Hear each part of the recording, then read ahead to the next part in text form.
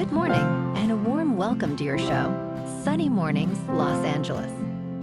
I'm your host, Melissa, and it's Friday, October 10th. You'll be interested to know, 159 years ago, today in 1845, the United States Naval Academy was founded in Annapolis, Maryland, marking a moment of human achievement in education and leadership, a beacon of progress and aspiration.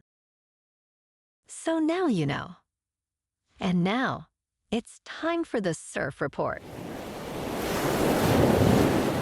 This morning, it's looking fair with 2 feet waves rolling in. Conditions are clean until around noon when they shift back to fair. Winds are onshore at 4 miles per hour now, picking up to 8 miles per hour by early afternoon.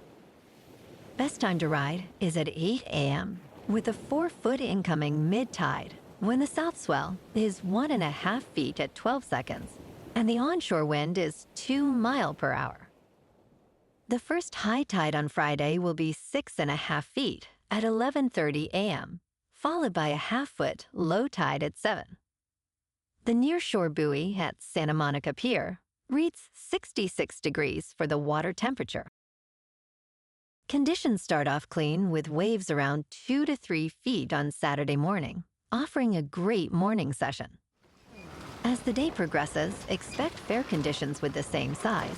The winds shift to onshore in the afternoon. By Sunday, the surf remains steady at 2 feet, with cleaner conditions returning, making it the most favorable day of the period.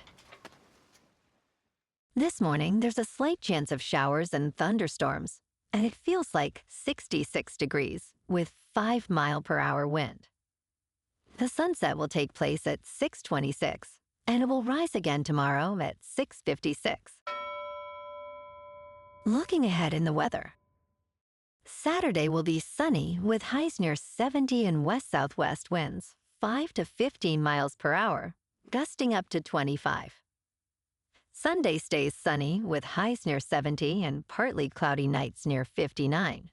Then Columbus Day turns partly sunny with highs near 67 and a chance of rain late Monday into Tuesday, with highs falling to the mid-60s and lows in the upper 50s. Bonjour, food enthusiasts. This podcast is brought to you by Versailles Cafe and Pastries in Encinitas. Nestled on El Camino Real South, just north of Encinitas Boulevard, this cafe is a haven for culinary delights.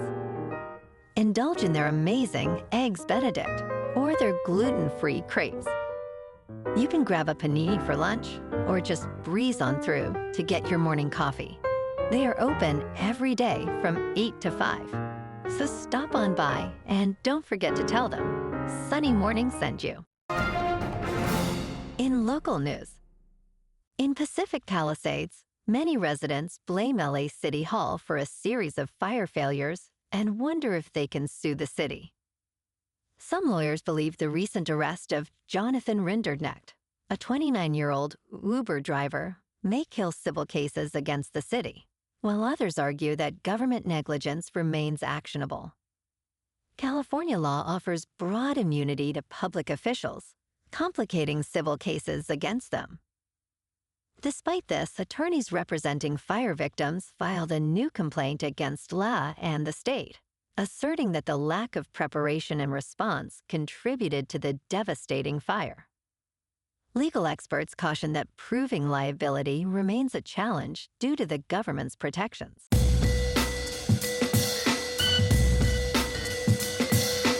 Now on to sports. Last night on Thursday Night Football, the Giants beat the Eagles in a stunning upset, 34-17. Jackson Dart was 17 for 25, with 195 yards passing, 1 passing touchdown, 1 rushing touchdown, and no interceptions.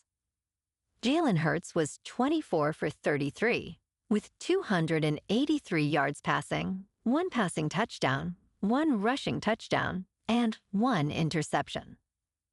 The Giants are now 2-4, and the Eagles fall to 4-2.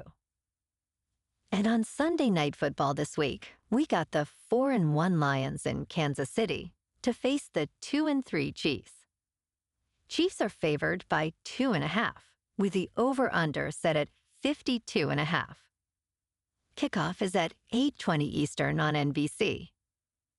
In college football tomorrow, number 7 Indiana is on the road against number 3 Oregon.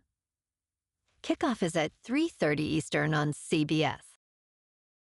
In local sports, this week we've got our 3-2 Chargers in Miami facing the 1-4 Dolphins. The Bolts are favored by 3.5, with the over-under set at 43.5. Kickoff is at 10 on CBS. And we also got the 3-2 Rams in Baltimore facing the 1-4 Ravens. The Rams are favored by 7.5, with the over-under at 44.5. Kickoff is at 10 on Fox.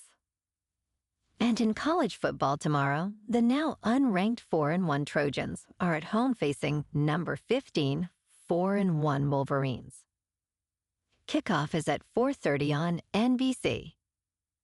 And in baseball, Dodgers fans are celebrating a thrilling victory as the team defeated the Phillies 2-1 in 11 innings, securing their place in the National League Championship Series. A wild-throwing error by Phillies reliever Orion Kerkering allowed the Dodgers to clinch the National League Division Series 3-1. Dodger manager Dave Roberts acknowledged the brutal mistake, as Kerkering's panic led to the decisive error. The Dodgers now advance as favorites in the championship series against either the Milwaukee Brewers or Chicago Cubs, aiming for their second consecutive World Series title. In top news, the United States has provided financial assistance to Argentina, Treasury Secretary Scott Bessent confirmed. President Donald Trump acted to support an ally in Latin America, despite some dissatisfaction among his supporters. On Thursday, the Trump administration finalized a financial rescue, with Bessent revealing he directly purchased Argentine pesos in global currency markets. This move aims to relieve pressure on President Javier Milei, who has implemented drastic economic reforms. Along with this intervention, the United States has arranged a currency swap of $20 billion with Argentina's central bank. Economist Brad Setzer criticized the decision to buy pesos, noting Argentina's history of debt defaults. In business news, Elon Musk is quietly expanding in the Bay Area again, starting with his brain implant startup Neuralink. The company has leased a vacant building in South San Francisco, marking a fresh sign of Musk's renewed interest in the Bay Area tech scene. The property at 499 Forbes Boulevard had been vacant since 2023, after Intervent Biosciences pulled out of its lease amid an industry downturn. Neuralink has developed a brain-computer interface designed to help people with paralysis control devices using their thoughts. Valued at more than $3 billion, the company began human trials last year, with 12 patients worldwide now having its implant. In crypto movement, Bitcoin is down 2% for the week, to just over $121,000. Ethereum is down 4%, to just over 4,300. And XRP is down 6% to $2.81. Moving on to a more local vibe. In our community spotlight on health and wellness, we are working with a national Pilates studio to bring you some free classes, so listen up. Check out Club Pilates, with several locations in the San Diego area. Pilates presents a comprehensive wellness approach, cultivating strength, reducing tension, and elevating mental well-being. Scientific research affirms its benefits. So now you can check out Club Pilates for a free class, with locations in Encinitas, Solana Beach, Oceanside, La Jolla, and more. Just be sure to tell them Sunny Morning sent you by. And now, back to the show. Let's talk tech. OpenAI did not expect Sora's copyright drama. When it released its new AI-generated video app Sora, it included an opt-out policy for copyright holders. However, after a backlash over content, CEO Sam Altman announced a policy reversal to allow rights holders to decide how to proceed. Altman acknowledged that responses to the app were unexpectedly nuanced, with many wanting more control over their likenesses. Concerns over misinformation from hyper-realistic videos also surfaced, prompting discussions about the app's watermark. Despite initial challenges, Sora remains a top app on Apple's App Store, indicating strong demand. And in entertainment news, in Good Luck, Have Fun, Don't Die, Sam Rockwell portrays a disheveled man from the future, sent back to save humanity from an impending artificial intelligence uprising. Dressed in a plastic raincoat and mismatched shoes, he embodies the chaotic energy of a Terry Gilliam character. His mission?